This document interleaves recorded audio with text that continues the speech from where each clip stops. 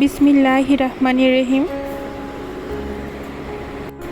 জীবনে চলার পথে আমরা রাগ, হাসি, কান্না সব কিছু নিয়ে কিন্তু চলি, কিন্তু কখনো কখনো দেখা যায় রাগ কিন্তু হাসির থেকেও বেশি স্পেশাল হয়ে থাকে। কারণ হাসি তো আমরা সব সময় হাসতে পারি, যে কারোর সাথেই হাসা যায়, আর রাগটা কিন্তু সবার সাথে ভাগাভাগি করাও যায় না, আর সবার সামনেও করা যায় না, শুধু কিছু স্পেশাল মানুষ ছাড়া।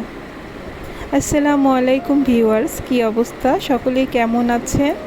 আশা রাখি নিজ নিজ অবস্থান থেকে আল্লাহ পাকের অশেষ রহমতে বেশ ভালোই আছেন, এবং আমিও আমার পরিবার নিয়ে আমার জায়গা থেকে বেশ ভালো আছি। তাহমিদাস ডেইলি ব্লগ থেকে নতুন আরও একটি ভিডিও নিয়ে চলে এলাম। আজকের ভিডিওটি শুরু করব কোথায় থেকে বুঝতেই পারছিলাম না, তো যাই হোক, একটা কাজের মধ্যে দিয়েই শুরু করেই দিলাম। তো আমার কুরুশ কাটার যত জিনিসগুলো ছিল, কুশি কাটার তৈরি জিনিসগুলো ছিল, সেগুলো আজকে মনে করলাম যে একটু ক্লিন করে নেই। অনেক দিন থেকে ক্লিন করা হচ্ছিল না, তো এগুলো আমি ওয়াশিং মেশিনে দিব না, নিজের হাতেই ধুয়ে নিব। তো যার কারণে আমি কিন্তু সব নর্মাল পানি আর হুইল পাউডারের সাথে কিছুক্ষণের জন্য ভিজিয়ে রাখলাম, তারপরে আমি ধুয়ে নেব। তো এই ফাঁকে কিন্তু আমি রান্নাটা চড়িয়ে দিয়েছিলাম, যে রান্না হতে থাক, তার সাথে আমি বাকি কাজগুলো করব। তো ইদানিং আমার শরীরটা একদম ভালো নাই, শুধু জ্বর হচ্ছে, রাত হলেই জ্বর আসছে। তো খুব ঠান্ডা লেগেছে, ঠান্ডার কারণে কিন্তু এই জ্বরটা হচ্ছে, তা বুঝতেই পারছি, যার কারণে কাজে একদম মন বসছে না।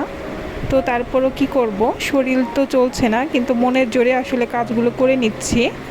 তো মুরগি তো সবসময় খাওয়াই হয়, আসলে বাচ্চারা বেশিরভাগই এই চিকেনটাই বেশি পছন্দ করে। তো একটু আজকে ভাবলাম যে ভিন্ন স্বাদে রান্না করি, কারণ এই তো সবসময় একভাবে খেলে কিন্তু ভালো লাগে না, একঘেয়েমি লাগে। তো আজকে এই যে চিকেনটা একটু ভিন্ন রকম করে রান্না করে নিব। আর এখন দেখা যায় ব্রয়লার মুরগি আর সোনালি মুরগির মধ্যে কোনো পার্থক্য নেই, যার কারণে আমি একটু ভেজেই রান্না করে নিচ্ছি। তো এই তো আমার রান্না প্রায় কমপ্লিট। তো এই তো শেষে কিন্তু আমি একটু দুধ অ্যাড করে নিয়েছিলাম, আর তার সাথে লেবুর রস। তো দুধটা আমি অ্যাড করেছি, কিন্তু তখন আর ক্যামেরাটা অন করা হয়নি। তো আর একটু চিনিও দিয়েছি, তো একটু মিষ্টি, ঝাল, টক আর সব রকম ফ্লেভার দিয়ে আজকে এই তো চিকেনটা রান্না করে নিলাম।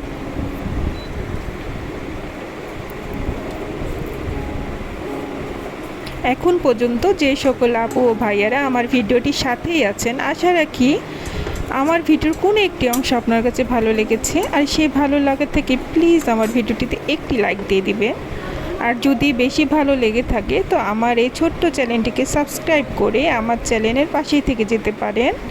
আর যদি আপনি এই কাজটি অলরেডি করে থেকেছেন তো আপনাকে জানাই অসংখ্য অসংখ্য ধন্যবাদ ও মন থেকে দোয়া।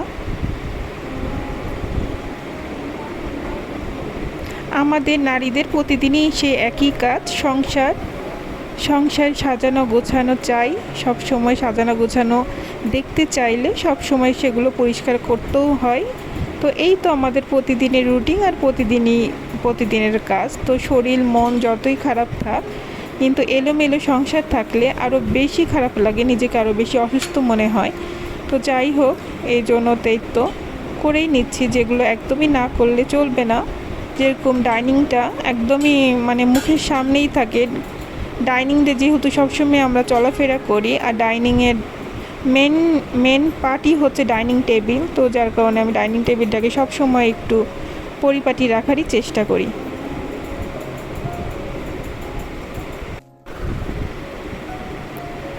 আমার ডাইনিং স্পেসটা মাঝে, চারিদিকে রুম, রান্নাঘর, বাথরুম, তার সাথে বেলকনি, কিন্তু আমার তারপরেও যে কোত্থেকে যে ধুলোবালু আসে, আমার ডাইনিংয়ের গ্লাসের নিচে কিন্তু অনেক ধুলোবালু হয়ে গেছে। এটা আমাকে উঠিয়ে একদিন ডিপ ক্লিন করা লাগবে, কিন্তু এই কাজটা তো আমার একার পক্ষে সম্ভব না, যার কারণে করাই হচ্ছে না।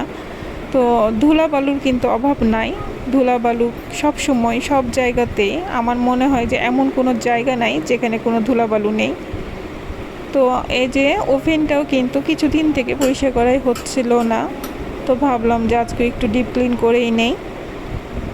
তো প্রথমে আমি একটা কাপড় দিয়ে মুছে নিয়েছি, শুকনো কাপড় দিয়ে। তারপরে আমি আরেকটা কাপড় একটু সামান্য ভিজিয়েছি, পুরাটা ভিজাইনি। তারপরে আমি এই তো পুরো ওভেনটা পরিষ্কার করে নিয়েছি। আর এই যে ওভেনের ট্রেটা আমি ভালো করে ডিপ ক্লিন করে নিয়ে আসলাম, করে নিয়ে এসে যে শুকনো কাপড় দিয়ে মুছে নিয়ে আবার এই তো জায়গাতেই রেখে দিলাম।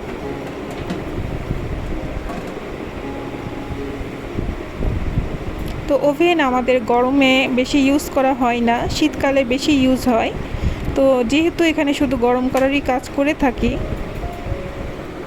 একদম ভিডিও শেষে চলে এসেছি। আসসালামু আলাইকুম, আল্লাহ হাফেজ।